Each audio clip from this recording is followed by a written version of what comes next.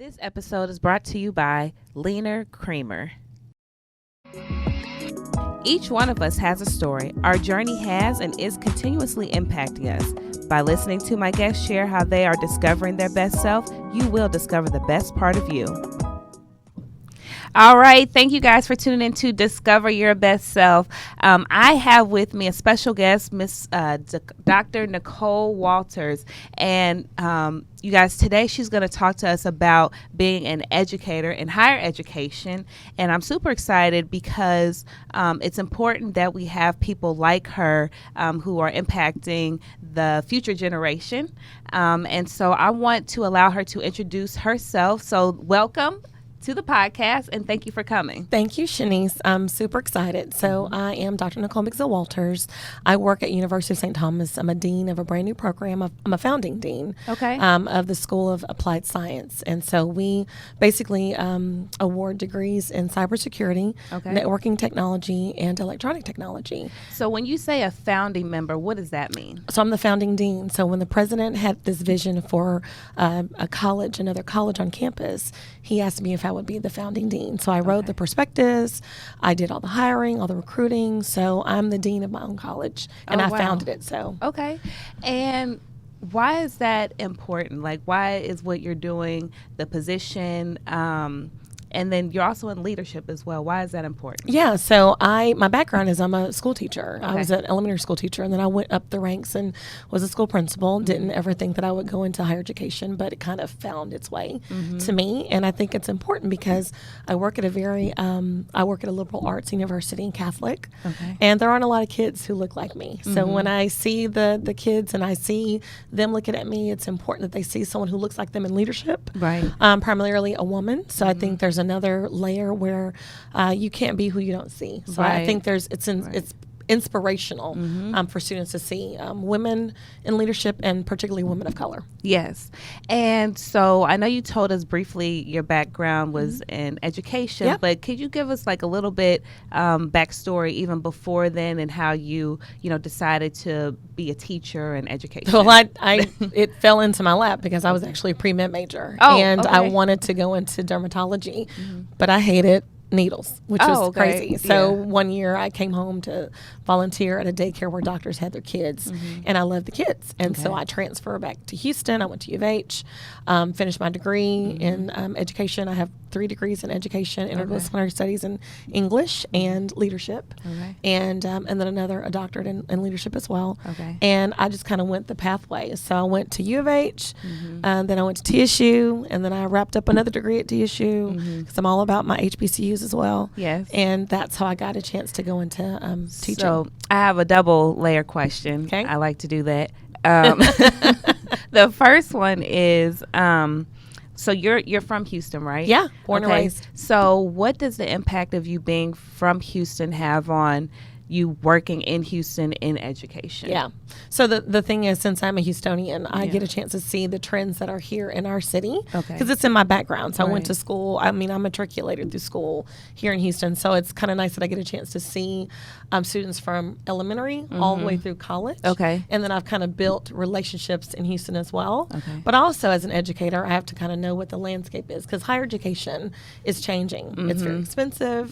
Students today are saying that they don't really want a college degree or a 4-year degree, which is why I'm really excited about my program because it's a 2-year degree, so you can get your degree and start working and make a good wage. So for me, I'm able to be in Houston, and it's exciting because right now there's innovation. It's a lot going on. We're in the 4th largest city in the country. There's an energy sector. There's a huge medical sector.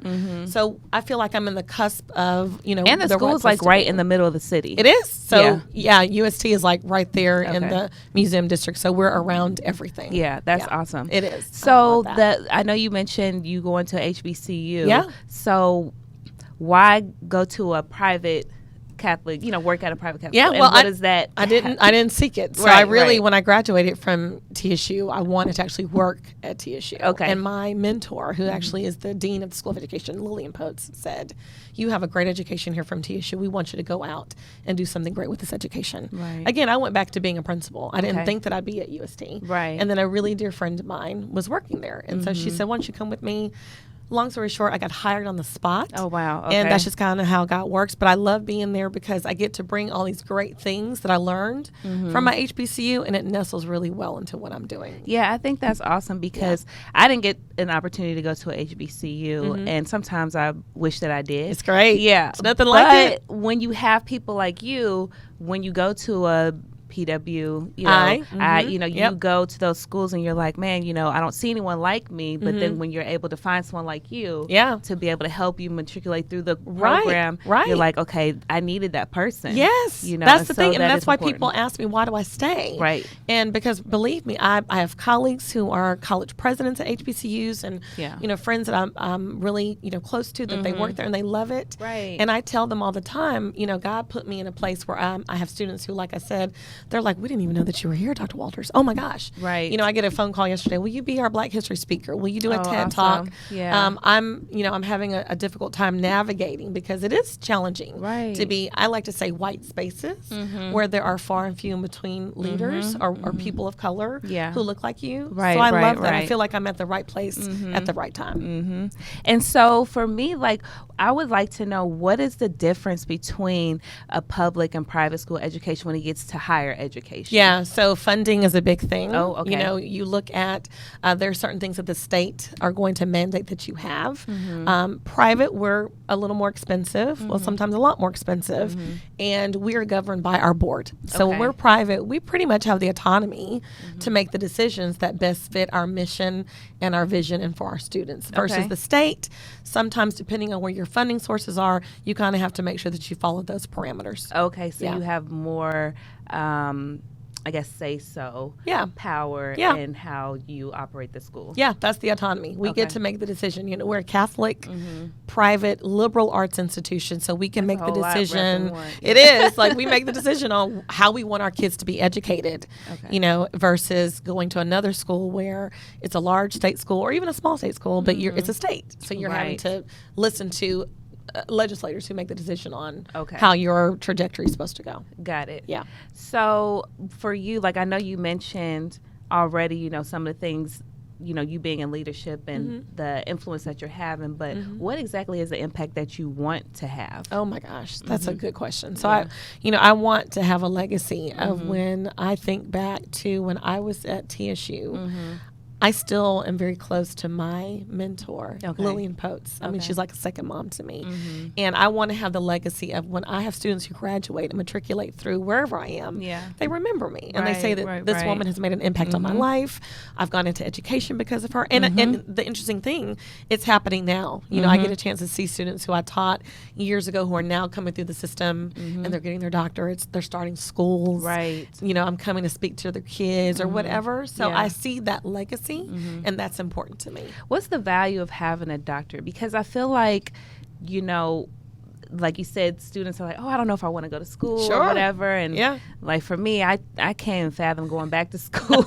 I mean, a lot of people are like, that is so great. Yeah. I'm never coming back. Yeah. Like, thank you. Here's my degree. But I have a friend right now and she's finishing up her, dissertation and, and she's actually at a private school up north. And so for her, and she's in education, that's what she needs. So what are the advantages or you feel like having a doctor? Yeah, I think that what you just said, it's what she needs. And so it depends on what you want to do. Right. So I wanted to basically go into education. Never thought that I'd go into education. I love leadership. I love learning. And I want to always get to the highest. I want to get to the next thing. And so for me, after I got my master's, I was thinking, well, what's next? And so the doctorate was the next thing. But, for me, I'm teaching. So it gives you the credibility of having a doctorate. Right. It gives you that extra layer of education. And when you write and you publish in your topic, you become an expert. So people want to come to you and say, will you talk about this subject? You've got credibility. You've done a study. You've done the research. You know what? I believe that people discredit the expertise space. They discredit you being that person, like, hey, this is what I do. Yeah. And you need something to back up that credibility. Right. And so we forget that, and people are experts overnight now. Oh, yeah. Influencers. Facebook influencers, social media influencers. All these influencers and people who are coaches and they're 20, and I don't understand. Like, but I don't negate that, because No. I think there's a space for all of us. But I do think that there are certain things that, yeah, you do need to have the education behind you, because how am I going to talk to you about getting your master's and getting your doctorate if I've never gone through it? Exactly. You know what I mean? So Yeah. there's certain things, like, I'll give you a perfect example. My husband is a computer scientist. Right. Chris doesn't need a doctorate to do what he's doing, because it's a technical degree. Exactly. If he were to go back, he could teach or do research.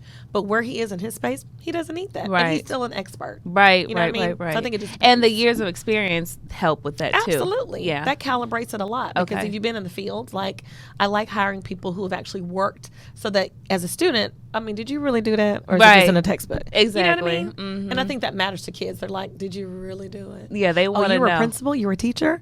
You've been in the trenches. And they can ask the questions. Yeah. So The real questions. What do you feel like, or what are your thoughts on, this big entrepreneurial push, versus education? Because people are like, oh, I don't need this. I don't, what I are think your it's a thoughts? space for both, because again, I'm in higher education, and a bit of what I'm doing, because the higher education space is really tight now. Okay. Meaning students really have a lot of say-so and choices and options online, face-to-face, weekend classes. We're fighting for the same fish. So for me, I kind of have to have an entrepreneur spirit, because how am I going to get kids to my program? So there is space for entrepreneurialism. Yeah. Absolutely. Yeah. I mean, my husband's an entrepreneur. Yeah. Loves it. And I'm like, I don't know if about starting my own business. But he had to go to school though to get those. The skills. Yeah, the but not skills. everybody does, because I have a family member whose boyfriend is a T-shirt. Okay. He owns a T-shirt business. Yeah. I'm not quite sure if he went to school for that, but he's doing a great job, and he's Exactly. successful. And he's, he owns his own business. Right. Yeah. Right. Yeah. Okay. Yeah. I like that you said So I think that. it just depends on what you're doing. And so when I said that there are influencers who can, be influencers overnight, I don't knock that, because I really do think that there's enough pieces of the pie for everyone. I just think that we have to be very mindful of if someone has they've gone to school for it and they're proven, then we have to kind of lead some credibility to that. Right. So I know there's like a huge, like right now people are really talking about, because I know you mentioned like the price of education. Yes. So And high. It's Oh my so gosh. expensive. Yes. And so, how do we navigate through those spaces, and then also saying like, okay, well, if I want to be in education, this is how much money I could potentially make when I get out. How does this equate to me spending this kind of money or investing in my education? I think it depends on what you want to do. I mean, I think sometimes, like I said, I went into pre-med because I liked medicine and I liked the idea of skin and all that, but I also liked the idea of, I'm going to make money. Yeah. Not thinking about the student loans and the classes and all of Right. that. So you have to decide what you want to do and figure out what fits your lifestyle, what fits your pocketbook, Right. what fits what you're going to do with your time. There are small programs, large programs, but you got to really do your research and not be sold on the new shiny thing. Right. You know what I mean? There's a lot of things, like right now everyone's talking about cybersecurity. And so my thing as a new dean is, how am I going to make my program more competitive to others, because our program is pricey because we're private. So we've got to give students more than they would get at a non, because we're non-traditional in the fact that we're liberal arts. We're not into the tech space. We're breaking into the tech space Okay. with my program. Oh, okay, So there's a lot of buzz about it. Right. But we're competing with other big boys, and we got to figure Right. out, how do we get students? So getting students, you just have to make it sound more attractive. Yeah, but Yeah. students are really savvy, and they Okay. know, like, okay, it sounds great, but what am I getting? How much am I paying? And can I get a job? Yeah. So at the end of the day, my board wants to make sure, Nicole, what is your ROI? What is your return on investment? My kids getting out and getting a job. Right. And not having a ton of loans and student debt, because that's another issue that, we have to be very mindful of. Kids are graduating and they're coming out, being in debt, thousands and sometimes hundreds of thousands of dollars. Right. So for me to be a good steward of my program, I want to make sure that I'm not wasting their time and their money. Leaner Creamer is coconut oil based and infused with natural herbal supplements that help boost metabolism. The only better for you all natural coffee creamer. The best part, it actually tastes really good. They're located in over 7,000 stores nationwide. So do yourself a favor and pick up a bottle today. You can find Leaner Creamer at leanercreamer.com/discount/best15. Use my code BEST15 BEST15. That's BEST 15. Right.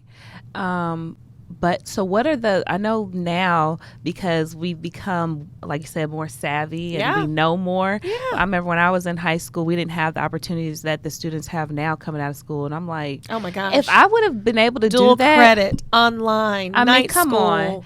We have kids graduating that have a high school degree and an associate's.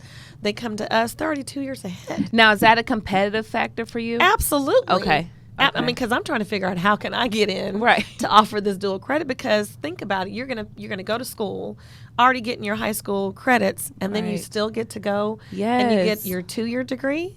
That's incredible. Yeah. So do you think the colleges are going to have to realign or change some things to compete with that? That maybe instead of, you can just get right into what you're wanting to do? Because if I already covered this in college, and you don't. I mean, in high school, So think about it. I'm the dean of what's akin to a community college. Oh, okay. So my students may come already with a 2-year. They don't really necessarily need my degree unless they want to come specifically for cyber or networking or electronic technology. But they've already gotten some coursework out of the way. Mm-hmm. So they're coming to our 4-year, because I'm still on the big campus. Right. And they already are 2 years ahead. Mm-hmm. So that's 2 years less than we have to have them. Right. Because they're ahead of the game. So maybe even having that integrated into high school now. Yeah. And a lot of high schools are being very smart, and they're doing that. Yeah. Colleges, we're picking up on it, because, again, we're trying to pull all these fish. Yeah. We want students. And I believe that's is forcing the colleges to kind of, relook at what we're doing.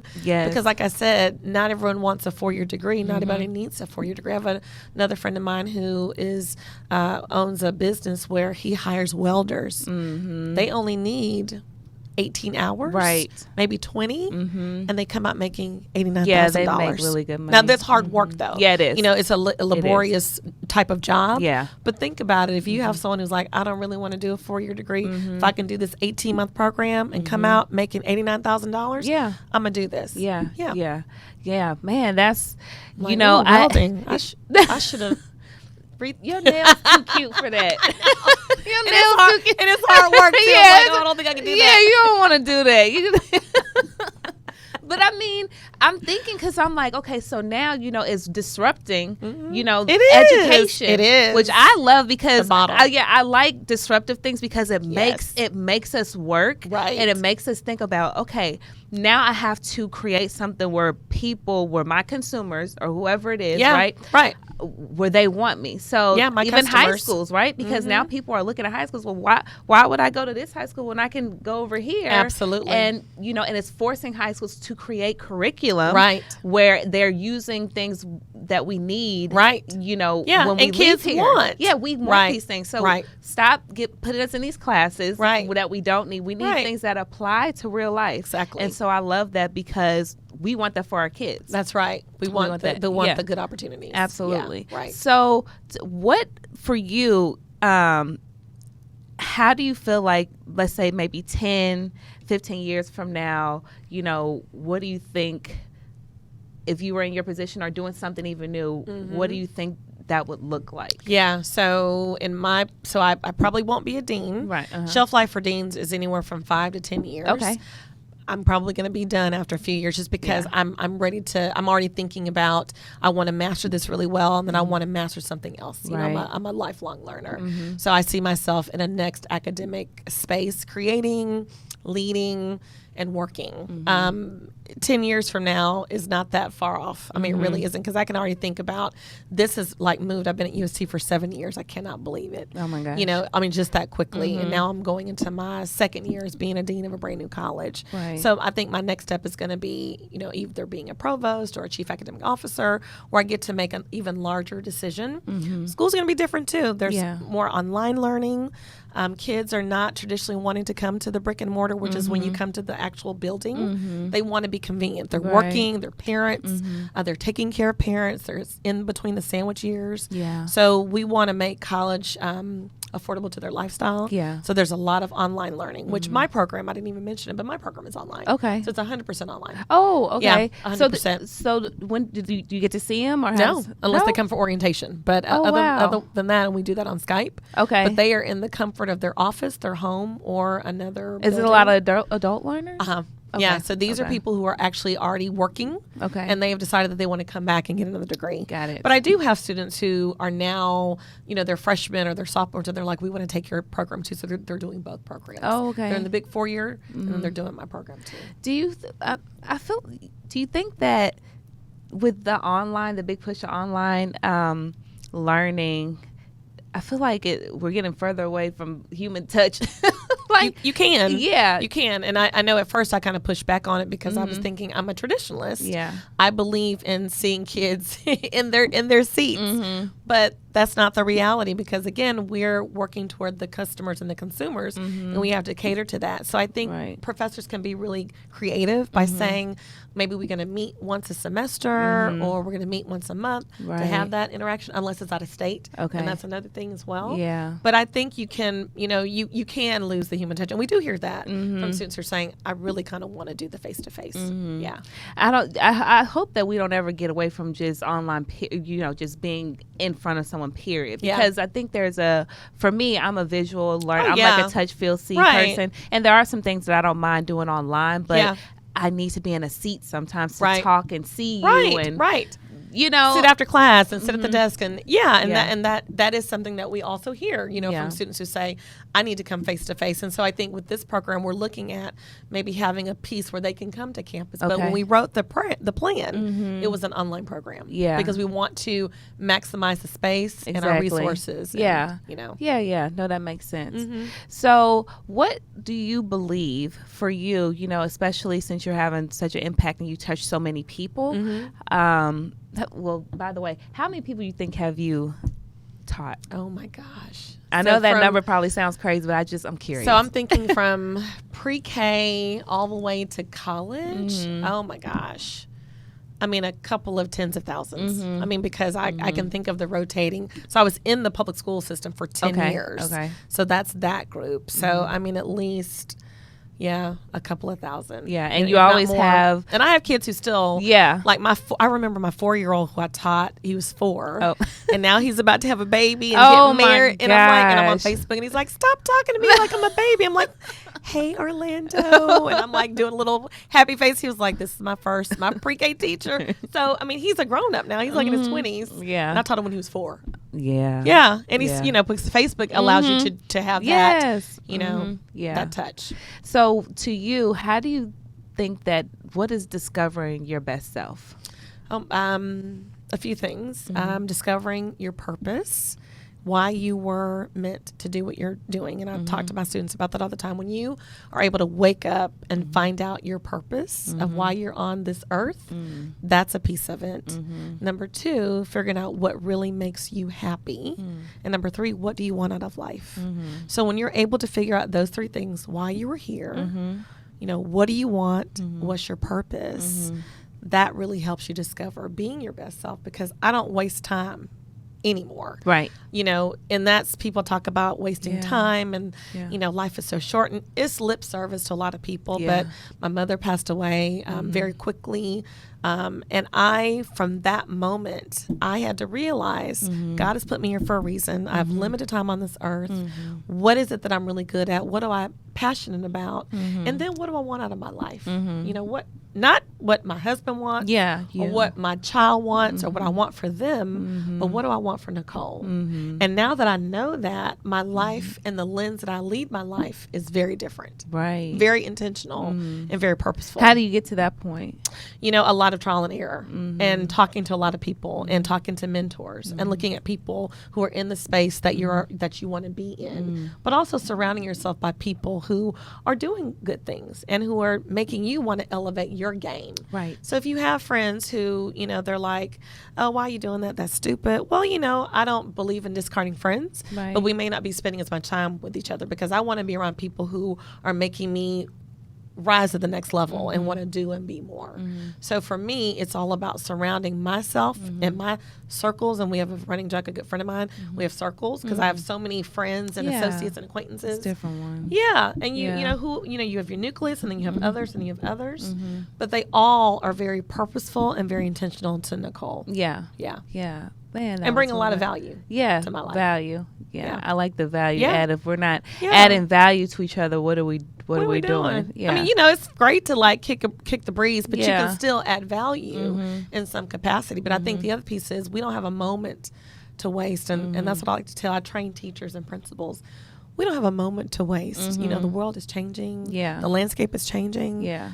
We don't have time to waste. Right. Have you thought about doing some entrepreneurial things? I mean, I heard you say training. I'm like, I'm over here like, I mean, so okay. Again, I have a really dear friend who she's always like, you need to be out there consulting. And I did it for a little bit. Okay. But that's the comfort zone of, I like being behind my desk. Or I like being in front of the students, right? But I am getting back out there because there's some things that I'm really interested in, like emotional intelligence.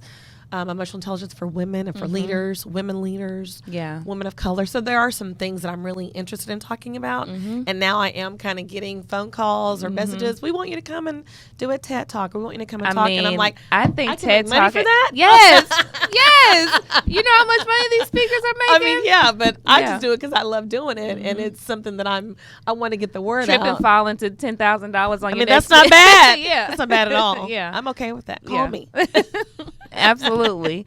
So, I mean, I think that this was absolutely amazing. It gave me more insight into the higher education and, just how times have changed and how things are moving and how we just have to always be on it and on our A game. And no matter how long we've been doing something, we always have to sharpen our tools. Right. And so I appreciate you so much for coming. Thank you for having me. This is fun. Yes, I love it. And now I have ideas of some things that we can do together. Yeah. So we're going to have to talk about that. Well, thank you for having me because I think what you're doing as far as giving a platform to people, women, I think that's important, and that's another space because there's never enough. Right. There are never enough voices at the table. So I think what you're doing is really extraordinary too. I appreciate it. Yeah. Well, thank you so much, You're welcome. Miss Nicole, Dr. Nicole Walters, for being here. And tell our audience how they can find you. So a few things. They were laughing at me before I started. So I am on Twitter. I'm at Dr. Nicole Walters. I'm on Instagram, Professor1908, and I'm on Facebook.